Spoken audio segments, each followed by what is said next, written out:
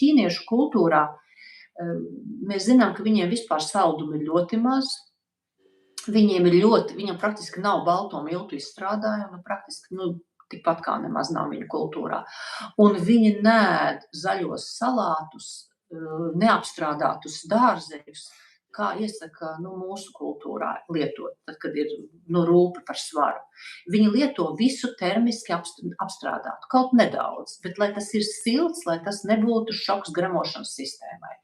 Viņi nelieto augstus dzērienus no leduskapja, nekad tā nav tradīcija. Viņi lieto dzērienus, kas ir silti, vienmēr silti, kas arī mūsu kultūrā, kas tā kā nav pieņemts un mēs nelietojam. Tā mēs arī paņemam no leduskapja diezgan bieži.